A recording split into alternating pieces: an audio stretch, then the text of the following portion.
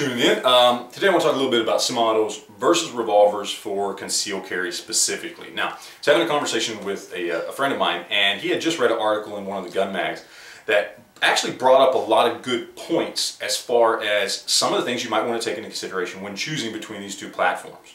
So I wanted to kind of put the info out there, pass it along the way it was passed on to me, and hopefully if you're in the market for a firearm for concealed carry, maybe it'll help you out a little bit. So, first off, I want to start by saying I am primarily a semi-auto guy for one reason alone, and that's capacity. Even in these new, slim, single stack 9mm guns, chances are you're going to get one or two more rounds in something like that as opposed to a little 5-shot revolver. So even on the small side, you get a little more capacity with the semi-auto, and that's something I think is very important. I always prefer to err on the side of caution and go with what has more capacity.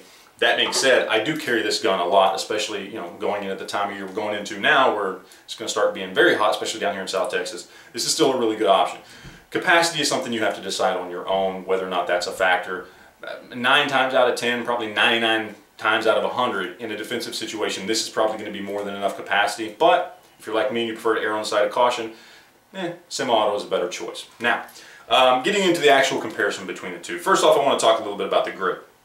Now, roughly these two guns share about the same real estate as far as, what it would take to conceal them on your body. But when it comes to the grip, on a semi-auto, more than likely you have a much more angular grip. It's going to be more flat sides, more flat back, flat bottom, more angles, more sharp edges, which are harder to conceal under a shirt, okay?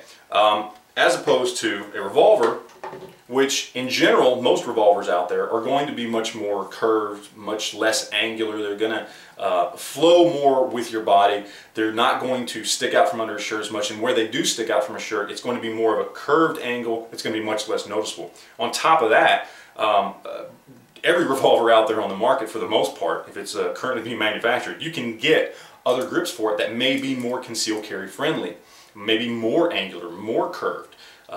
Smaller, less pronounced under a shirt or under a coat. You pretty much can't do that with a semi-auto, okay? It's a part of the frame. You've got to think about that. Is it a big deal for most people out there? Probably not, the difference between these two. But if that's something, if comfort and concealability, especially like I said, going into summer months, something like this may be a better choice for you. Now, the other thing when it comes to the grip on these guns is looking at a semi-auto, the weight of a semi-auto is going to be all at the back when it's fully loaded, okay? You just have more metal, more weight, more rounds, everything here at the back. Now, in a good holster, that's usually not a problem, but if you don't have a really nice holster, that may be something you want to think about, because you have the potential for, as you're moving around going through your day, the gun to kind of hang back a little bit or to kind of hang out from your body. And of course that's going to obviously show a little more. It's going to print more against whatever you're wearing and be a little less concealable, as opposed to something like on a revolver that is very center heavy around the cylinder. That's where the most of the steel on your gun is. That's where the most of the weight from the ammunition, everything's right there. It's much more, its center of gravity is much more centered, making it to where it has a much smaller likelihood of leaning back or leaning out from your body and printing. All right, the next thing I want to talk about is going to be like the jam and snag options on these things, okay?